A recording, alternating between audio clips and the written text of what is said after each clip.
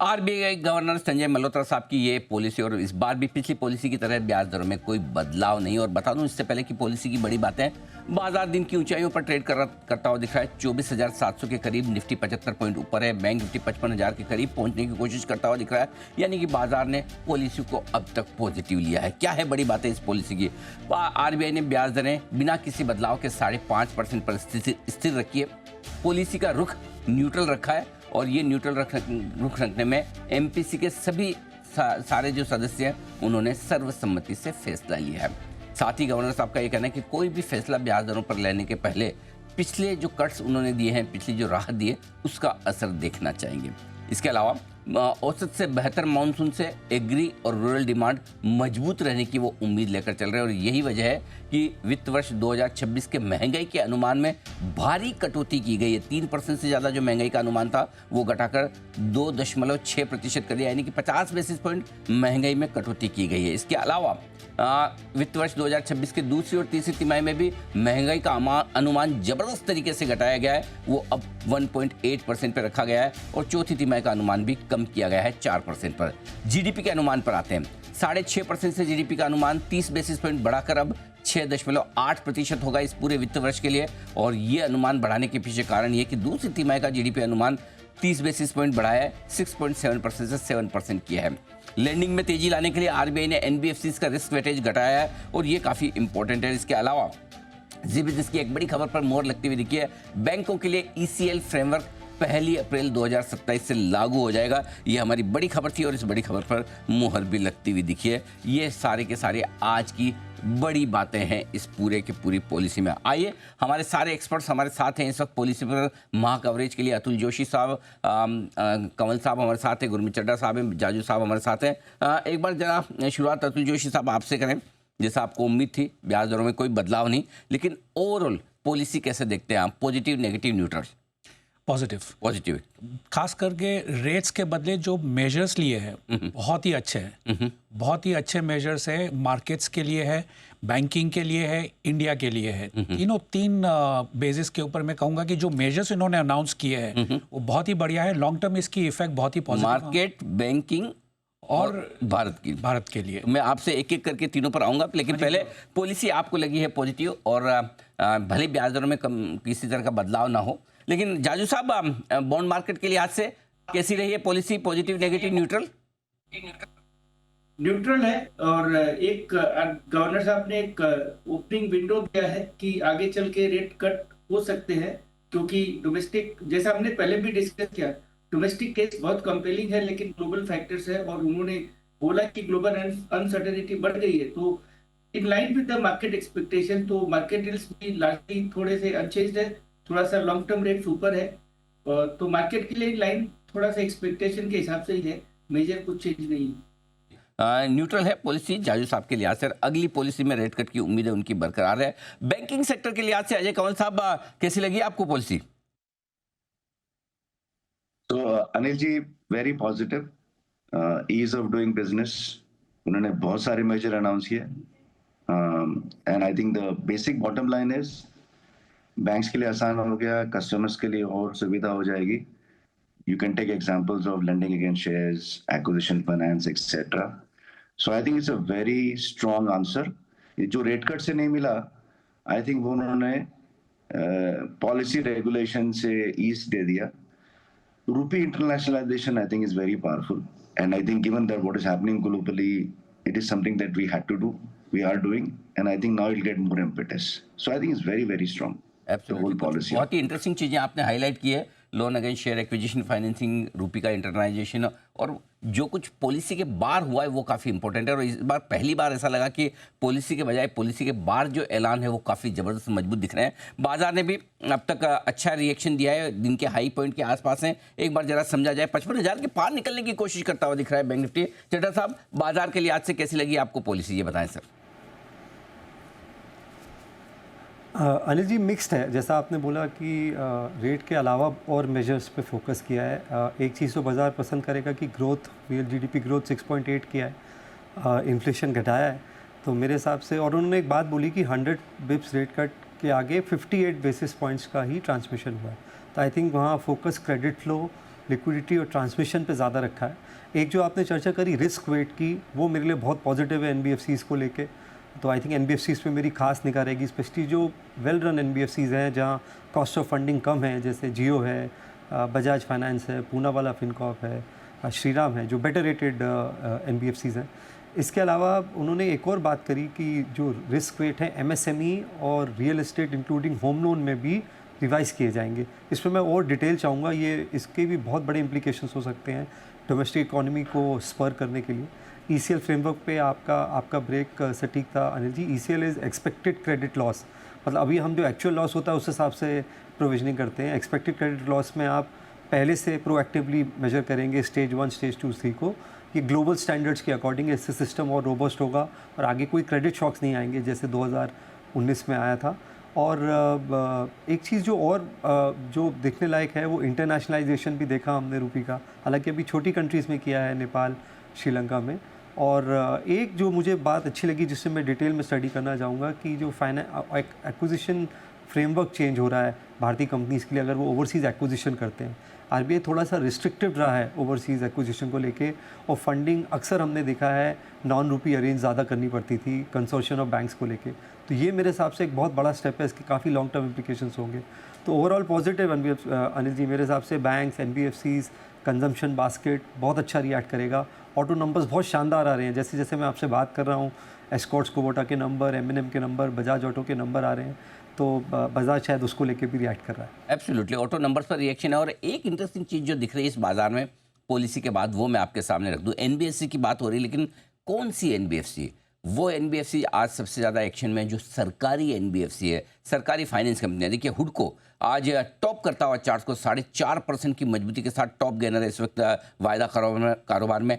REC 3% ऊपर, PFC 3% ऊपर, इरेडा 3% ऊपर। तो यानी कि सरकारी कंपनियां जो कि फाइनेंसिंग के कारोबार में है, वहां पर जबरदस्त एक्शन बनता हुआ दिख रहा है। कहीं न कहीं ये पॉलिसी उनको ज़्यादा पसंद आती हुई दिख रही है। अतुल जोशी साहब से फिर से एक बार बात की जाए। सर, आपने बहुत प्रॉपर तरीके से कहा, 3 तरीके से पॉलिसी बहुत बढ़िया है, मार्केट के लिए भी, बैंकिंग के लिए भी और भारत के लिए भी। समझाएं जरा सर इसे। तो बैंक्स के लिए तो जैसे कंवल साहब ने भी कहा कि सबसे पहले तो रिस्क वेट्स कम हो जाएंगे बाज़ल 3 के तहत, तो कैपिटल एडिक्वेसी बढ़ जाएगी। 2027 है, लेकिन वो बहुत ही बड़ा इम्पैक्ट होगा। कैपिटल एडिक्वेसी अगर कम बढ़ जाती है तो लैंडिंग कैपेसिटी बढ़ जाएगी। साथ ही साथ में उन्होंने 10,000 करोड़ की लिमिट भी हटा दी, सिंगल एक्सपोजर जो है।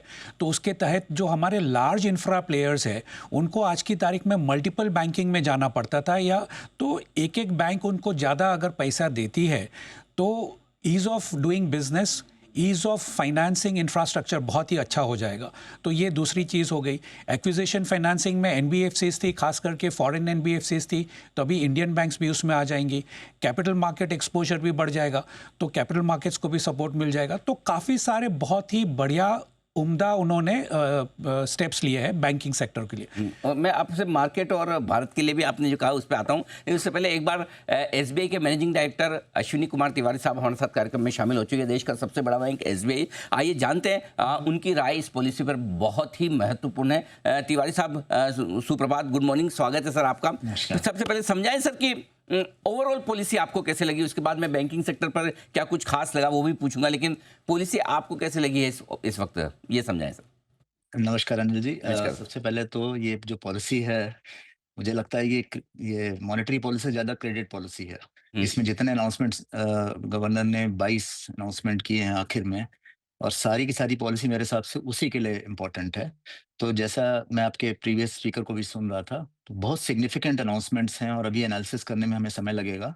जैसे पहला जो 2 मेजर अनाउंसमेंट हैं, एक 4/27 से, एक तो एक्सपेक्टेड क्रेडिट लॉस का अनाउंसमेंट और दूसरा बेसल 3 का अनाउंसमेंट। तो इन एक्सपेक्टेड क्रेडिट लॉस के बारे में हम लोगों को पता था, क्योंकि ये पहले इसका फ्रेमवर्क पब्लिश हो चुका है करीब 1.5 साल पहले। हमने इसकी एनालिसिस भी की थी, अब वो उसको अपडेट करने की ज़रूरत है और सिस्टम में चेंज करने की ज़रूरत है। लेकिन इससे सिग्निफिकेंट इम्पैक्ट पड़ेगा, बैंकों को प्रोविज़न बढ़ाना पड़ेगा, कैपिटल बढ़ानी पड़ेगी। और बेसल 3 में भी हमको अभी एनालाइज़ करना है कि कितना उसका असर होगा।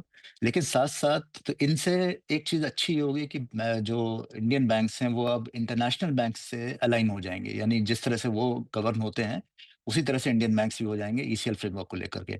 दूसरी चीज जो बहुत सारा उन्होंने फॉर्म्स ऑफ बिजनेस पे एक छूट दी है कि बैंक खुद डिसाइड करे, बजाय इसके कि आरबीआई डिसाइड करे कि कौन सी बैंक की कंपनी क्या करेगी।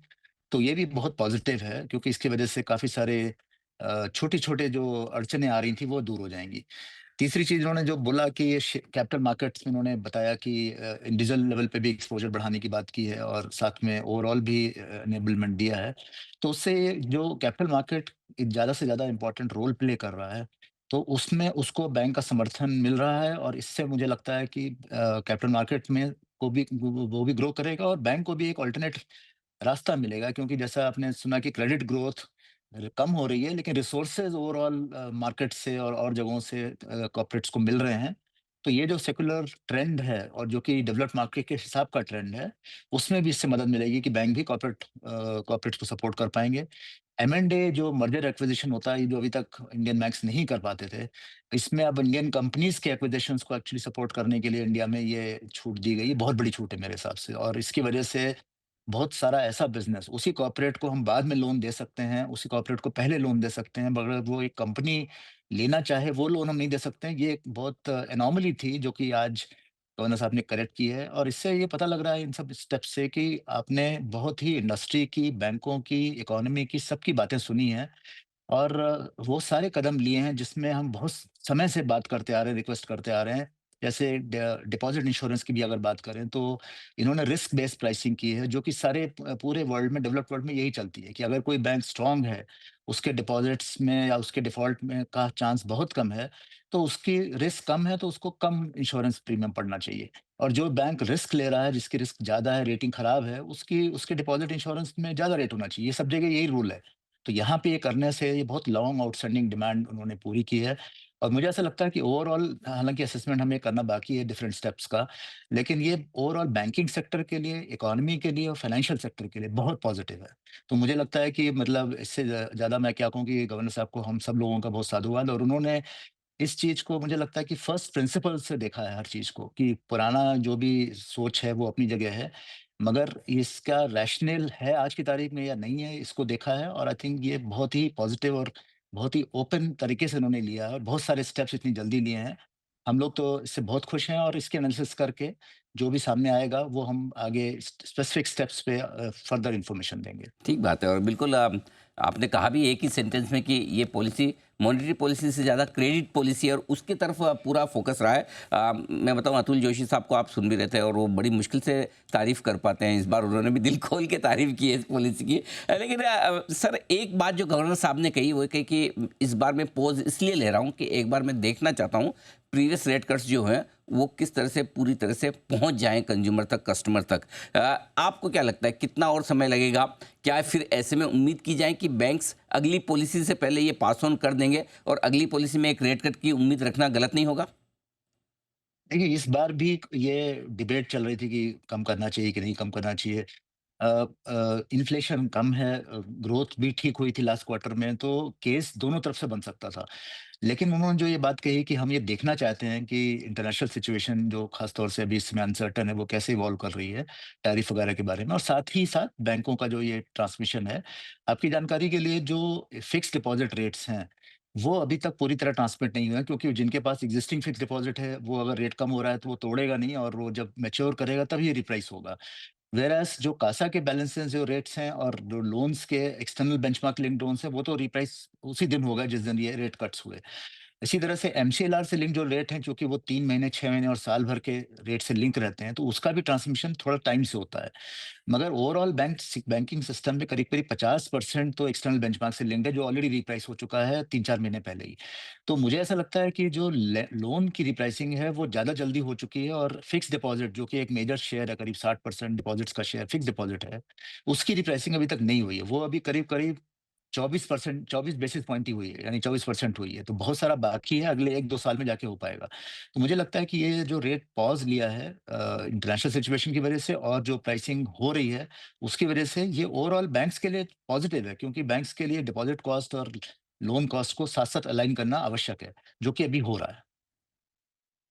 एक और बात जो मजबूत इकोनॉमी के लिए ज़रूरी है, कुछ तो एनबीएफसीज के लिए रिस्क वेटेज कम किया है गवर्नर साहब ने, लेकिन क्या आपको लगता है इस पॉलिसी से भले ही दरें घटी ना हो, लेकिन क्रेडिट ग्रोथ बढ़ाने के लिए ये पॉलिसी काफ़ी अच्छी मानी जाएगी? और क्या इसका असर आप लोन ग्रोथ पर होते हुए देखते हैं सर? लोन ग्रोथ के लिए, ओवरऑल क्रेडिट ग्रोथ के लिए पॉलिसी बहुत पॉजिटिव है। और जैसा आपने बताया, एनबीएफसी के लिए भी जो रिस्क वेट कम किए, वो खासतौर से इंफ्रास्ट्रक्चर के लिए किए हैं।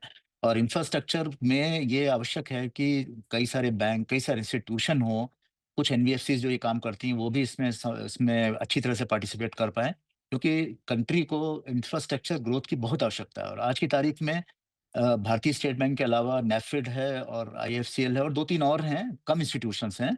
एनबीएफसी हैं जो इसमें कुछ काम करती हैं, तो अब उनको समर्थन देना इंफ्रास्ट्रक्चर के लिए पॉजिटिव है और इसलिए पूरी इकोनॉमी के लिए पॉजिटिव है। मुझे ऐसा लगता है कि इन सब के बाद में, और खासतौर से जो कैपिटल मार्केट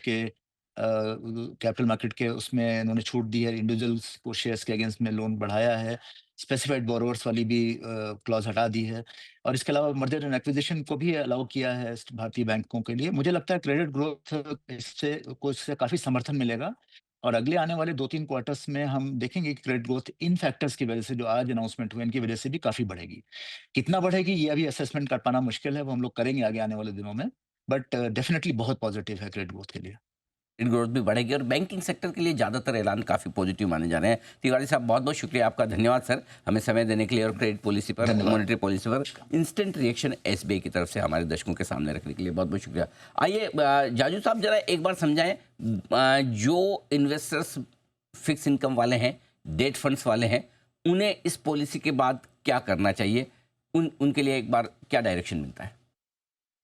जैसा आपने पिछली पॉलिसी के बाद भी बोला था कि जो ड्यूरेशन का बेस्ट टाइम है वो अब हमारे पीछे है, तो अभी जो अक्रूवल ओरिएंटेड फंड है और जहाँ पर थोड़ा सा 1 to 2 ईयर 3 ईयर तक का कॉर्पोरेट बॉन्ड्स होता है, वो टाइप के फंड अभी मुझे लगता है इस माहौल में बहुत सुटेबल होंगे। सो जो हमारे म्यूचुअल फंड्स में है उसमें जैसे लो ड्यूरेशन कैटेगरी है, या थोड़ा सा एक्सपोजर शॉर्ट ड्यूरेशन में, या मनी मार्केट फंड, उस तरह के फंड जो है मुझे लगता है इस माहौल के लिए उपयुक्त है। क्योंकि जैसे मैंने बोला, एक ग्लोबल ट्रेंड है कि लॉन्ग टर्म बॉन्ड यील्ड्स जो है वो ऊपर की तरफ जा रही है।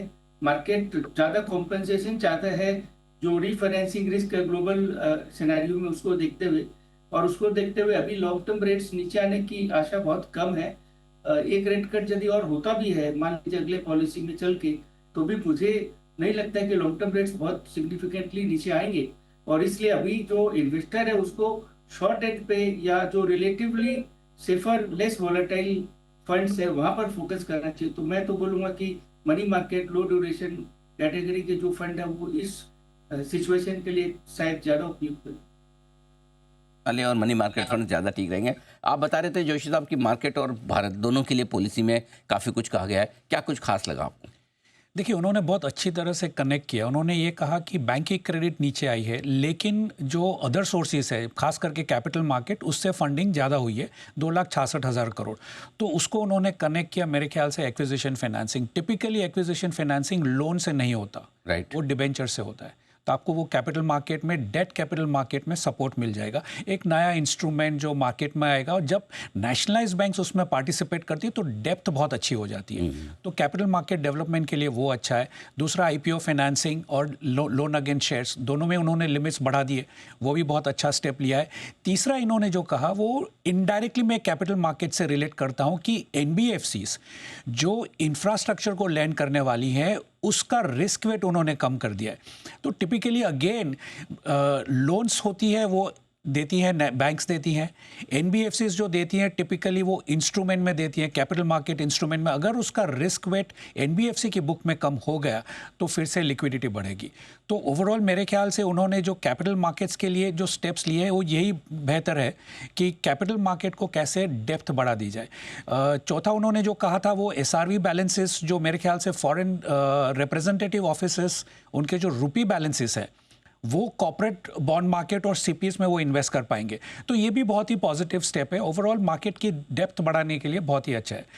As far as countries concern, सबसे पहली चीज़ तो मैं कहूँगा, जो मैंने पहले भी कही, कि जो लार्ज बोरोवर का सीलिंग था वो उन्होंने हटा दिया है। तो ये बहुत ही बड़ी चीज़ है, क्योंकि इंफ्रा के लिए बड़े प्लेयर ही होंगे और उनकी अगर लिमिट हट जाती है तो मेरे ख्याल से ईज़ ऑफ डूइंग बिजनेस उनके लिए अच्छा हो जाएगा। सेकंड चीज़, जो ईसीबी बोरोइंग के ऊपर जो गाइडलाइंस है उसमें पूरी तरह से रिवैम्प करने की बात की है, तो उसमें यूसेज भी चेंज हो जाएगा, सीलिंग भी चेंज हो जाएगी। सीलिंग है अमाउंट्स के ऊपर और इंटरेस्ट रेट के ऊपर, वो भी शायद चेंज होगी। बहुत ही बढ़िया स्टेप आ सकता है। तीसरी चीज़, इंटरनेशनलाइजेशन ऑफ रुपी की जो बात है, मेरे ख्याल से ये बहुत ही ज़रूरी स्टेप था।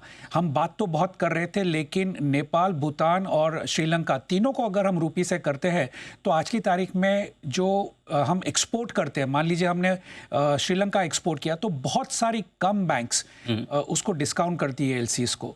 तो अगर रुपी में ट्रेड होगा तो मेरे ख्याल से उसमें ट्रेड की भी बढ़ोतरी होगी और एक फर्स्ट स्टेप है मेरे ख्याल से। इसके बाद में सार्क कंट्रीज़ और आगे चल के ब्रिक कंट्रीज़ को हम रुपी रैशनलाइजेशन कर सकते हैं।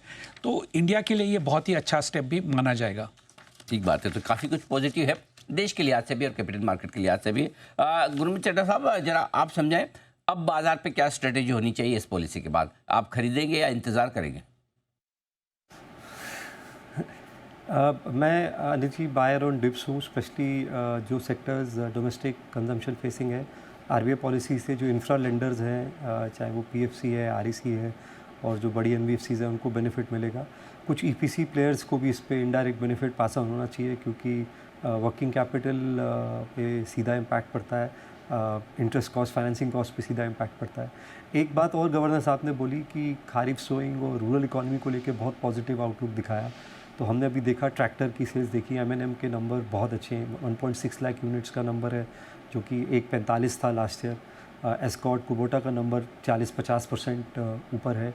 टू व्हीलर के नंबर्स बहुत अच्छे आ रहे हैं। तो ये रूरल इकॉनमी में जो एक थोड़ा सा अपटिक दिख रहा है, ये काफ़ी समय बाद दिख रहा है अनिल जी। और आईएमडी ने बोला है कि 5 साल का बेस्ट मानसून हुआ है। कुछ एक एरिया में नॉर्थ में ज़रूर फ्लड्स आए हैं, बट ओवरऑल मानसून बहुत अच्छा रहा है। तो two wheeler companies, auto ancillary companies, fertiliser companies, crop protection companies पे हमारी निगाह होगी। और कैपिटल मार्केट प्ले, क्योंकि हमारा एक बायस है, मुझे लगता है वहाँ पे डेफिनेटली फ़र्क पड़ेगा। स्पेशली क्योंकि बॉन्ड मार्केट भी डीपन हो रहा है और लिमिट बढ़ गई है, 10 से 25 लाख हुई है और डेट की भी लिमिट बढ़ी है। तो उससे मुझे लगता है जो थोड़ा वॉल्यूम्स कम हुए हैं बाज़ार में वॉलेटिलिटी को लेके थोड़ा बढ़ने से, और काफ़ी सारे आईपीओज़ आ रहे हैं अनिल जी, बहुत बड़े आईपीओज़ हैं अगले एक हफ्ते में। तो उस लिहाज से लिक्विडिटी पॉइंट ऑफ व्यू से भी पॉजिटिव है। तो कैपिटल मार्केट प्लेस में अच्छा करेक्शन आया है, जैसे सीडीएसएल है या कैम्स है या कुछ एसेट मैनेजमेंट कंपनीज़ हैं, जहाँ पे ट्रांजैक्शन के साथ साथ एन्युटी रेवेन्यू भी होता है, वहाँ पे भी फोकस रहेगा। ये है, आप कुछ कह रहे थे अतुल जैसे सर? नहीं, मैंने कहा जो 10 ईयर की यील्ड है वो 1 जनवरी के करीब आ चुकी है, डिस्पाइट 1% इंटरेस्ट कट होने के बावजूद 1% कट हो गया, लेकिन 10 year G-sec almost same level है जो 1 जनवरी 2025 को था। 6.78 था, 6.73 हो चुका है। तो जो ट्रांसमिशन की बात हो रही है वो इलिक्विड मार्केट में हो गया, और जो लिक्विड मार्केट है उसमें तो मार्केट का मैसेज काफ़ी अलग है।